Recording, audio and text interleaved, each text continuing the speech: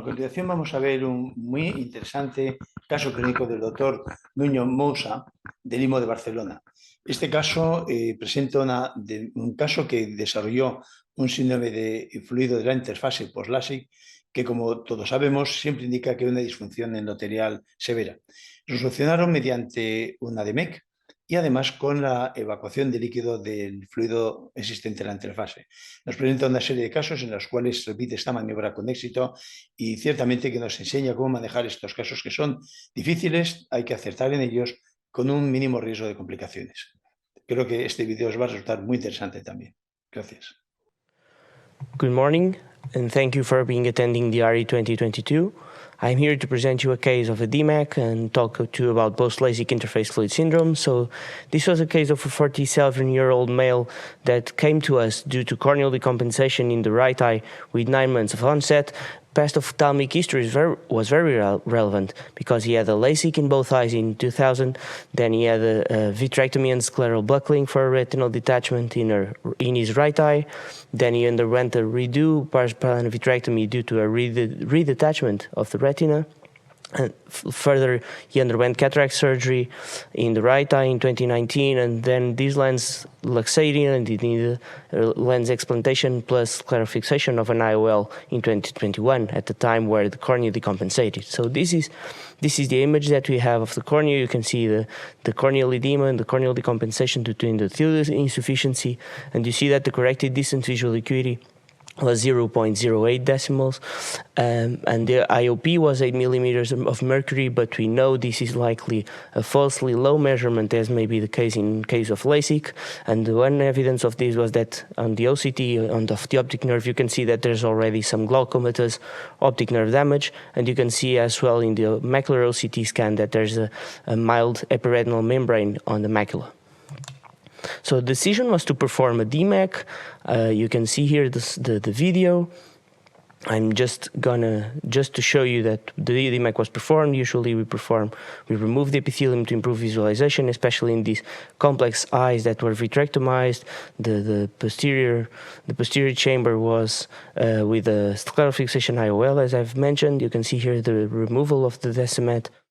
So as you are aware, the complexity of performing a DMAC surgery in vitrectomized eyes is increased due to a more difficult decimetorexis, the difficulty with air filling and the position of the DMAC graft, and increased risk of graft detachment postoperatively, and possibly the decreased graft survival. So you can see here the DMAC graft preparation, as usual.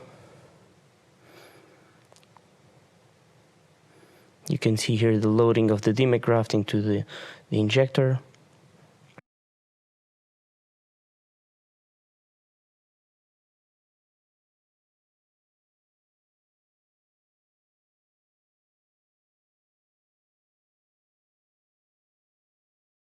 And you can see here at the end of the surgery that the graft is well centered and that position into the posterior stroma. I'm just going to skip through. So at the first day, we had medicated as usual with topical corticosteroids plus prophylactic antibiotics, and we emphasized the treatment to lower the intraocular pressure in this case. So we used topical brimonidine and timolol plus oral acetazolamide. So this is the image at first post-operative day. You can see the graft is relatively well positioned, but at 1 week we can notice that there was a decrease in visual acuity, and the anterior segment OCT scans show you that there's fluid accumulation in the LASIK flap interface, and you can see that there's an important graft detachment which required a rebubbling procedure, which I'm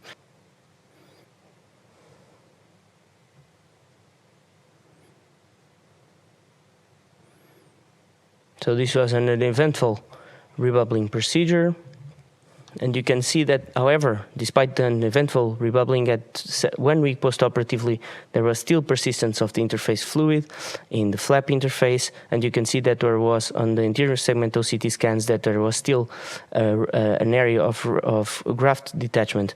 And again, the IOP was 4 millimeters of mercury, but this was a falsely low measurement, as we know that the interface fluid distorts these measurements. So the decision was at this stage to perform a flap lifting to remove this interface fluid, you can see here that we are partially lifting the flap, and after opening a part of the flap, you can see that there's some fluid gushing out of the interface. Then we lifted approximately half of the flap to ensure that there was no fluid remaining.